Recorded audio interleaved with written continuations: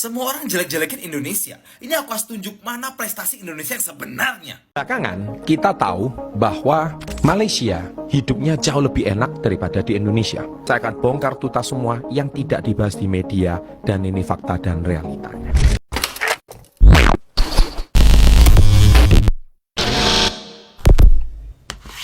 Semua orang jelek-jelekin Indonesia. Ini aku harus tunjuk mana prestasi Indonesia yang sebenarnya.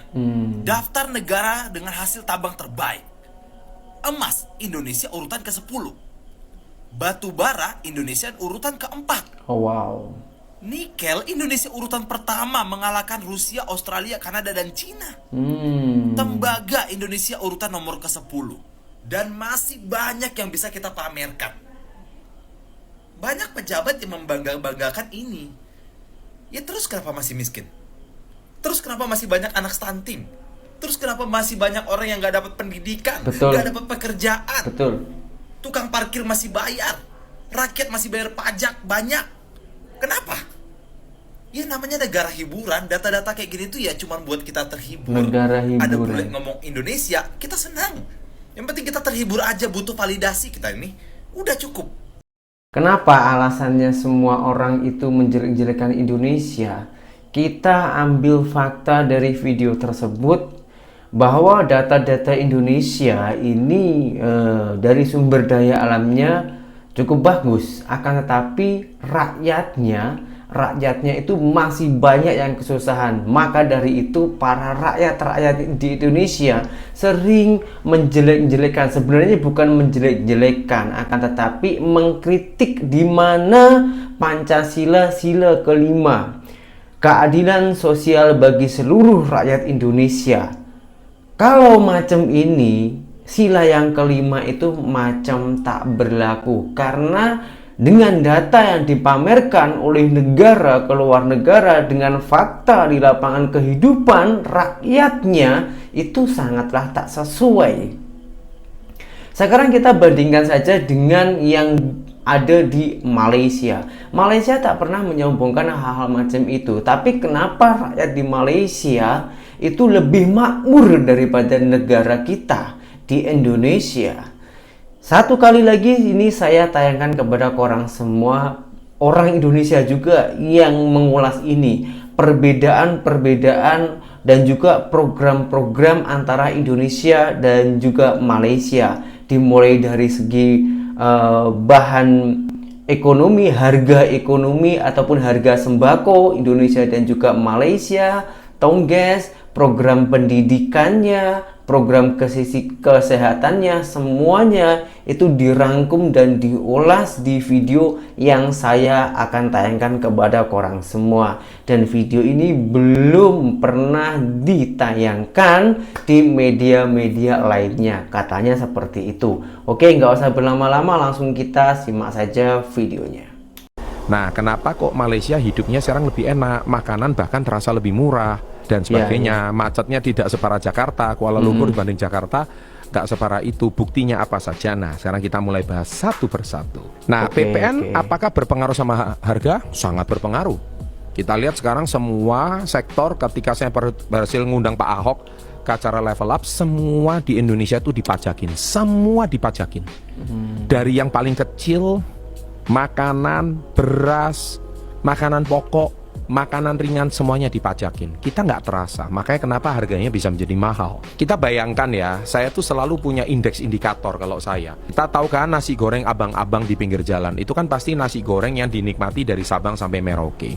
Kalau di Pulau Jawa, kita tahu, saya masih ingat kalau tahun 2000-an, nasi goreng abang-abang itu kan harganya baru 2-3 ribu.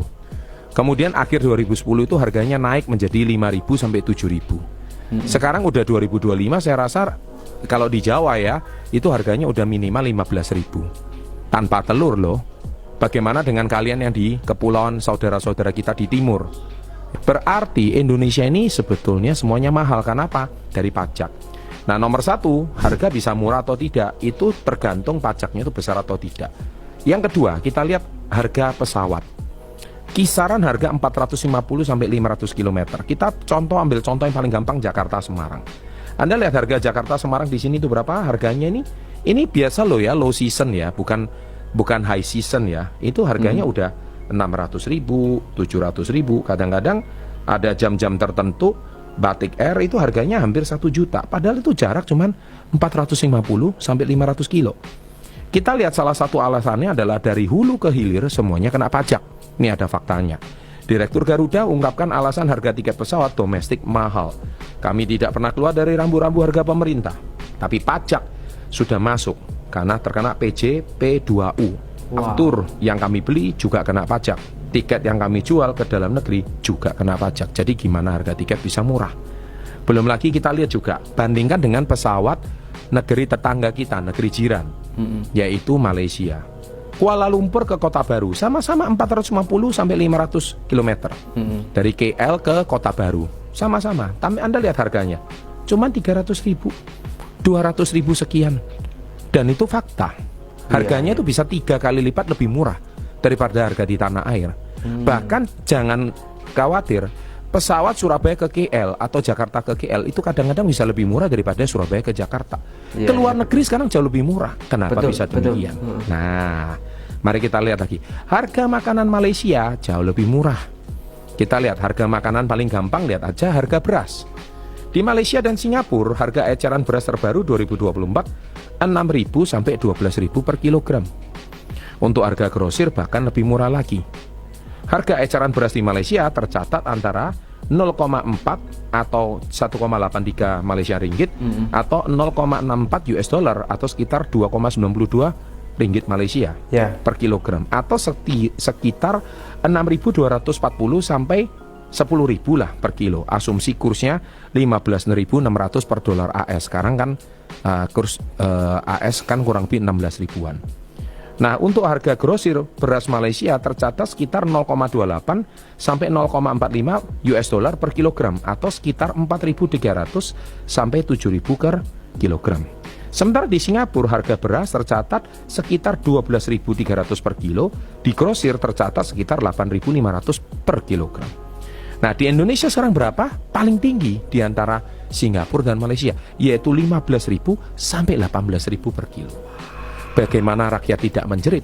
Kalau saya menilik dari video saya podcast sama Pak Ahok, ya nggak salah. Kalau Indonesia sekarang kok jadinya mahal sekali.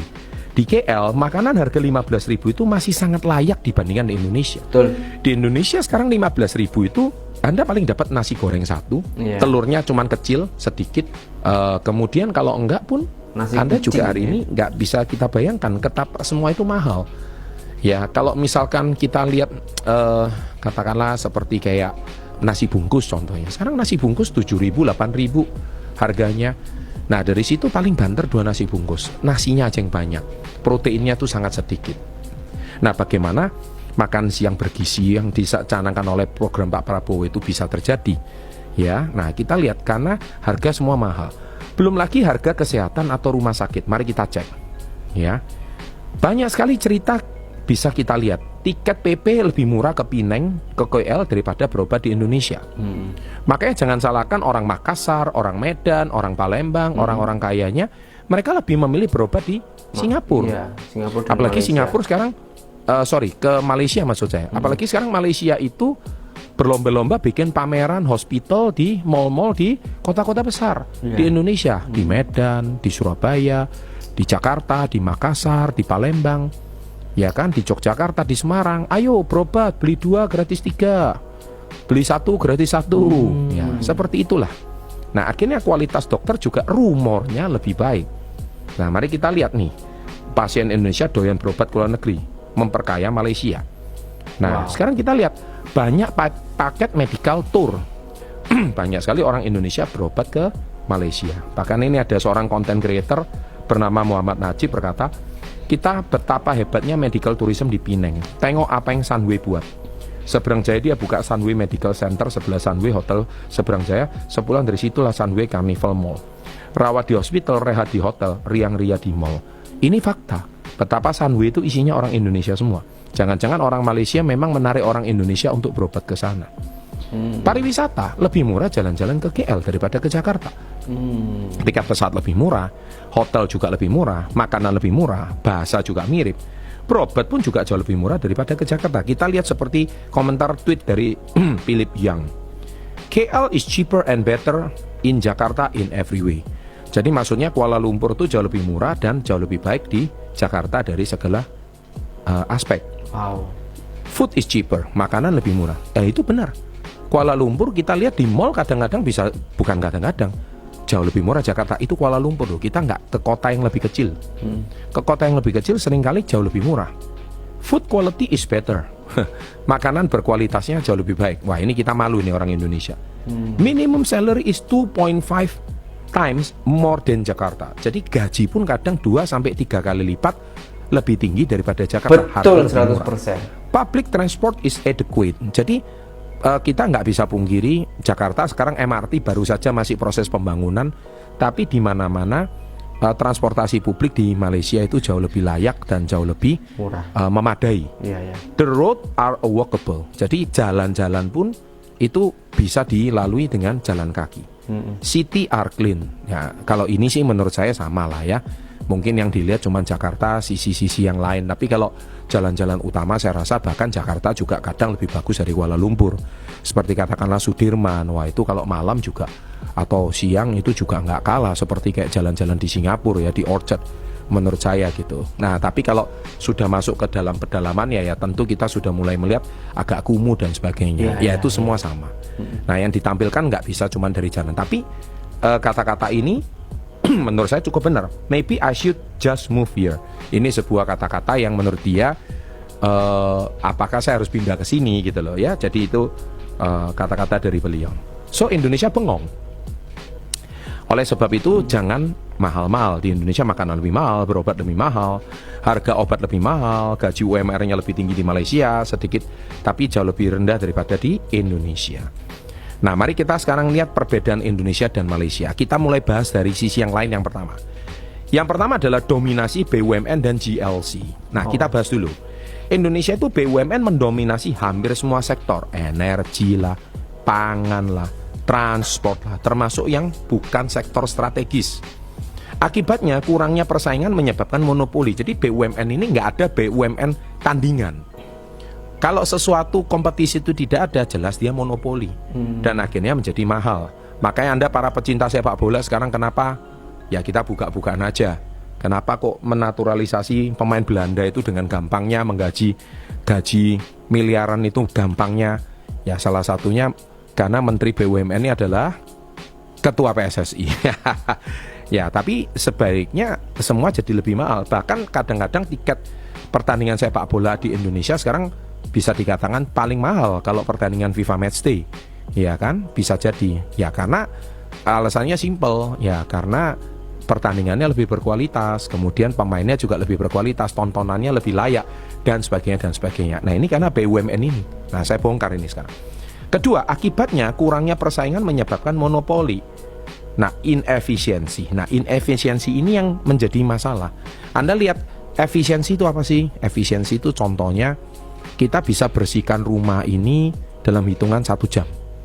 Inefisiensi itu kalau kita bersihkan rumah ini 2 hari. Pekerjaan 1 jam bisa kelar, kenapa kok Anda hari ini harus sampai 2 hari?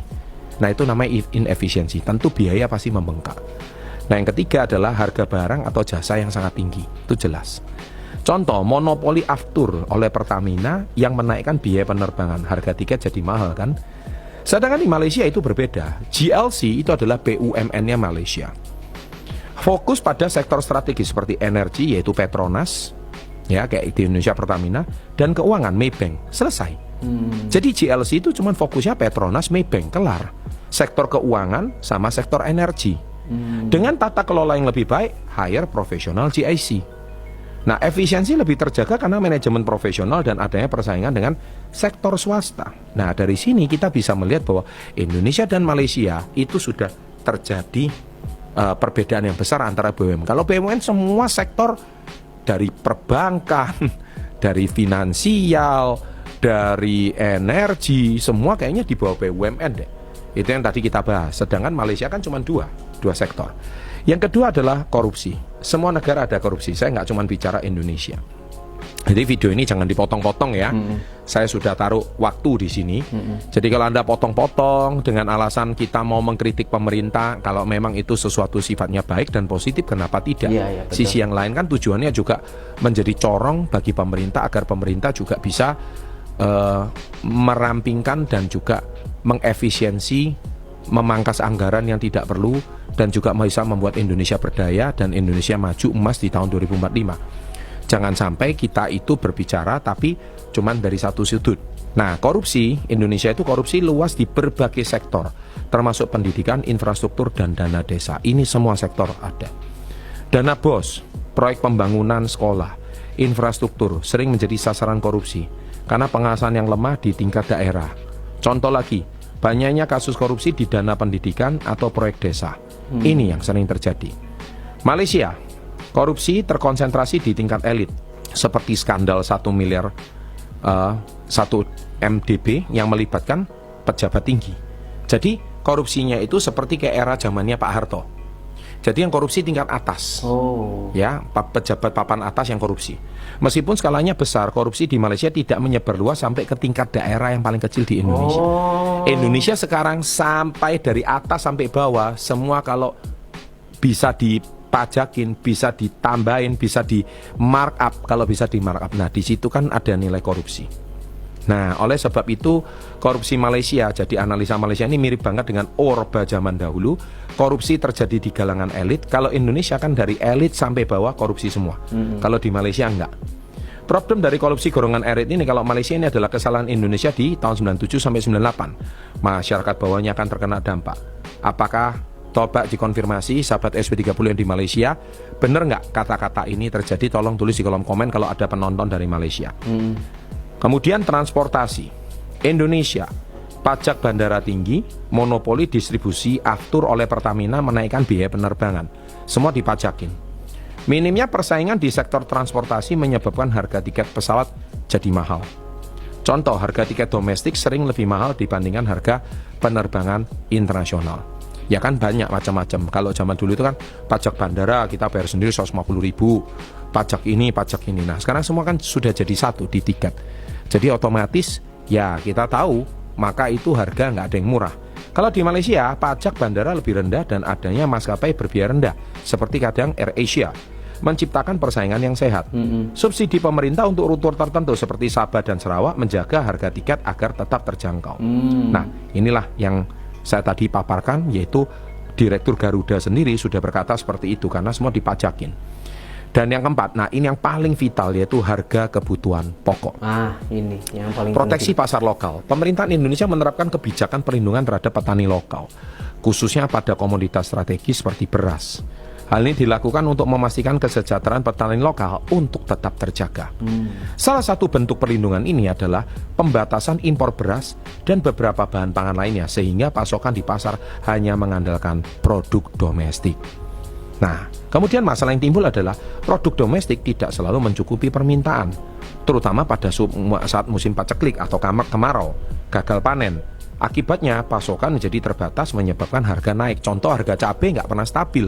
Kadang bisa 1 kilo 10.000 kalau lagi murah, kalau lagi naik 1 kilo bisa 100.000, 10 kali lipat. Ya kita tahu sendiri kan. Kemudian inefisiensi di sektor pertanian. Banyak petani kecil tidak memiliki akses ke teknologi modern atau sistem irigasi yang memadai, sehingga hasil produksi lebih rendah dibandingkan apapun. Nah, dari sini kita bisa melihat itu luar biasa sekali. Kemudian yang B, monopoli distribusi bulog. Ini juga terjadi di Indonesia. Penjelasannya adalah distribusi pangan utama di beras Indonesia dikuasai oleh Badan Urusan Logistik atau Bulog, sebuah BUMN yang bertugas mengatur stok stabilitas harga pangan pokok. Bulog bertindak sebagai penyangga harga dengan membeli hasil panen petani untuk memastikan harga tidak terlalu rendah, lalu mendistribusikan kembali ke pasar. Masalah yang timbul adalah Bulog sering menghadapi kritik karena inefisiensi operasional seperti keterlambatan dalam mendistribusikan beras atau kurangnya kapasitas penyimpanan yang memadai. Dalam beberapa kasus, monopoli Bulog menyebabkan kurangnya persaingan di pasar distribusi pangan, sehingga harga sulit ditekan dan mekanisme pasar bebas. Belum lagi ketergantungan pada harga tengkulak. Penjelasan, tengkulak adalah perantara bagi petani dan pasar. Mereka sering menjadi pilihan utama bagi petani untuk menjual hasil panen karena tengkulak menawarkan modal atau bantuan awal untuk petani. Tengkulak memberikan akses pasar yang lebih cepat dibandingkan jalur resmi seperti koperasi distribusi pemerintah. Masalah yang timbul, tengkulak sering menentukan harga beli yang sangat rendah dari petani, namun menjualnya ke pasar dengan harga yang jauh lebih tinggi. Dengan sedikitnya alternatif bagi petani, ketergantungan ini menciptakan rantai pasok yang tidak efisien dan merugikan konsumen karena harga bahan pokok meningkat di tingkat akhir. Nah, inilah kenapa semua problem yang ada terjadi di Indonesia. Dan ini sisi yang lain. Mungkin Anda tidak melihat dari sebuah sisi yang lain, sehingga otomatis ketika saya membahas ini, tentu Anda sebagai masyarakat harus melihat bukan cuma dari amarahnya, tapi sekarang kita melihat juga dari sisi yang sebaliknya. Dan ini bukan berarti tidak bisa, tapi kita berikan kepercayaan kepada pemerintah yang baru untuk bekerja. Semoga menteri-menterinya juga bisa mendengarkan video ini. Dan akhirnya ketika kita memberikan masukan yang positif, otomatis menteri bisa bekerja dengan lebih efektif, efisien, inefisiensi. Anggota DPR juga bisa memberikan pengesahan undang-undang. Kalau itu memang sudah harus dibuat undang-undang baru, maka banyak hal-hal yang bisa dipangkas. Nah, kenapa Malaysia lebih baik? Mari kita lihat dari sisi baiknya Malaysia. Jadi selama ini jangan lihat sisi jeleknya Malaysia terus. Kebijakan impor yang fleksibel. Malaysia lebih terbuka pada impor bahan pangan saat produksi domestik tidak mencukupi. Menjaga pasokan tetap stabil dan harga lebih terjangkau. Kedua, beras impor dari Thailand atau Vietnam seringkali digunakan untuk melengkapi pasokan domestik tanpa mengganggu kesejahteraan petani lokal. Distribusi yang efisien. Malaysia memiliki lembaga seperti FAMA, Federal Agricultural Marketing Authority, yang membantu petani membasarkan produk langsung ke pasar tanpa bergantung pada tengkulak. Nah, ini kehebatan Malaysia. Ini bisa ditiru sama Indonesia. Produksi yang lebih efisien. Petani Malaysia cenderung teknologi modern, akses kredit, sistem irigasi yang baik sehingga hasil panen lebih tinggi dan biaya produksi lebih rendah. Jadi kesimpulannya adalah kita bisa lihat bahwa Malaysia juga tidak perfect. Malaysia juga banyak sekali kekurangan. Apalagi belakangan juga saya tidak mau bahas masalah politik, ya. Tapi harus diakui Indonesia ini masalahnya lebih banyak dari Malaysia. Mungkin negaranya lebih besar kali. Kalau Malaysia kan penduduk tidak sampai 30 juta. Luasan wilayah negaranya juga tidak seluas Indonesia. Indonesia ini jauh lebih kompleks. Luasan wilayah Indonesia ini dari Sabang sampai Merauke ini bisa berapa puluh kali lipatnya Malaysia, ya kan? Ini besar sekali. Belum lagi Indonesia ini juga penduduknya 10 kali lipat lebih besar dari Malaysia, almost 300 juta. Nah, BUMN Indonesia terlalu berkuasa. Niatnya itu baik, mau ngatur harga agar tidak kemahalan, tapi BUMN menjadi kendaraan politik di Indonesia. Nah, seringkali pemerintah pakai BUMN buat bikin janji seperti menyediakan 10.000 tenaga kerja. BUMN-nya belum tentu butuh, tapi dipaksa oleh politik. Kemudian karena tekanan BUMN dipaksa profit. Apakah benar-benar profit? Ya kita nggak tahu. Jadinya mungkin mereka memainkan harga karena monopoli. Pengusaha nggak bisa bersaing dengan BUMN. Mereka monopoli pakai aturan. Akibatnya sekarang ini harga-harga pada jauh lebih mahal daripada Malaysia. Saya tahun 2009 itu saya first time ke Jepang. Waktu saya ke Jepang tahun 2009 itu, saya masih ingat harga nasi goreng itu masih kisaran 5.000 sampai 6.000 rupiah. Sekarang kan harga nasi goreng itu udah 15.000 sampai 18.000. Saya selalu patokannya nasi goreng, mie goreng. Kenapa? Karena itu indeks harga yang paling rendah, karena itu makanan masyarakat sehari-hari. Istilahnya kalau mereka nggak mau makan di rumah, mereka jajan di luar, segitu. Kalau para UMKM ini tidak bisa digerakkan, nggak bisa. Tapi kenapa sekarang dalam kurun waktu nggak sampai 15 tahun harganya itu bisa naik sampai 3 kali lipat, 300%. Sedangkan kita lihat di Malaysia harganya tidak sampai naik 300%. Mereka ada kenaikan tapi nggak sampai 1 kali lipat pun nggak sampai. Ringgit mereka juga dari dulu juga seperti itu. Kalau saya yang menjadi patokan perbandingan ekonomi antara Indonesia dan juga Malaysia itu bahan bakar minyak, geng. Karena kenapa? Setiap orang berniaga semuanya itu harus menggunakan BBM atau bahan bakar minyak tersebut. Harga bahan bakar minyak di Malaysia itu yang paling rendah, yang paling buruk lah, RON 95. RON 95 itu kalau di Indonesia Petramax Turbo ya kalau nggak salah ya. Nah, nanti kalau salah boleh dikoreksi lah. Harga Petramax Turbo itu 13.000 ke atas. Sementara di Malaysia harganya per liter hanya berapa? 6.000. 2 kali lipat harganya, geng. Dan kita rangkum dari video tersebut ini yang bermakna membahas tentang pajak ataupun cukai. Sebetulnya di Malaysia, ini menurut pengalaman saya pribadi kan ya, disclaimer dulu ya, karena saya 8 tahun hidup di Malaysia. Sebetulnya di Malaysia itu semua juga dipajakkan, di Indonesia juga dipajakkan. Kalau pajak di Indonesia ini menurut saya pribadi mencekik rakyat. Kenapa saya katakan seperti itu? Karena pajak di Indonesia ini entah tujuan pajaknya itu dibuat apa, kita tak tahu. Dan pajaknya itu tak masuk akal. Saya sendiri pribadi, saya sebagai warga Indonesia yang baik juga harus mempunyai NPWP. Itu adalah untuk membayar pajak setiap tahunnya. Saya mau bayar pajak aja, meskipun penghasilan saya tak seberapa, tapi kan harus bayar pajak, harus melaporkan pajak ya. Di situ agak dipersulit, peraturannya itu banyak gitu, geng. Kita bayar loh, geng, bayar pajak. Itu pun agak sulit menurut saya. Nah, kalau di Malaysia sebetulnya semuanya juga dipajakkan tentang perniagaan kecil dan lain-lainnya. Cuman bedanya pajak di Malaysia dan harga-harga di sana itu kenapa murah? Karena dikawal oleh kerajaan. Nah, kerajaan memberikan pajak kalau di sana itu namanya lesen, geng. Lesen perniagaan, lesen dan lain-lainnya, semua itu harus ada lesen. Lesen itu surat izin. Nah, itu ataupun bisa dikatakan pajak juga ya. Dan pajak di sana ataupun lesen itu tak mahal. Kalau setakat perniagaan kecil itu sangatlah murah, dan para perniagaan di sana itu membayar lesen tersebut sangat ringan, dan hasil pajak dari masyarakat itu dikelola oleh kerajaan Malaysia, dikembalikan kepada masyarakatnya yang berupa barang-barang bersubsidi. Saya boleh katakan 70% Malaysia itu barangnya subsidi. Maka dari itu rakyat Malaysia itu sangatlah makmur dari segi bahan bakar minyak, kebutuhan hidup, harga sembako, kesehatan dan lain-lainnya. Coba bayangkan di Indonesia kesehatan itu melalui BPJS yang bisa dirasakan oleh seluruh rakyat Indonesia. Dan tahu BPJS itu setiap bulan mesti bayar, sakit tak sakit bayar. Kalau di Malaysia kesehatan itu hanya bayar RM1 sahaja, itu pun kalau sakit. Jadi setiap bulan tak ada bayarannya, tak ada membayar kepada negara. Itulah perbedaannya pajak di Indonesia dan juga di Malaysia, dan berdampak menjadi kemakmuran rakyat Malaysia, bukan mencekik rakyat. Itu yang saya alami sendiri, dan apabila saya ada salah ataupun kurang tepatnya, boleh dikoreksi, kita diskusikan di kolom komentar, dan berjumpa kembali di video saya yang berikutnya. Assalamualaikum warahmatullahi wabarakatuh. Bye bye.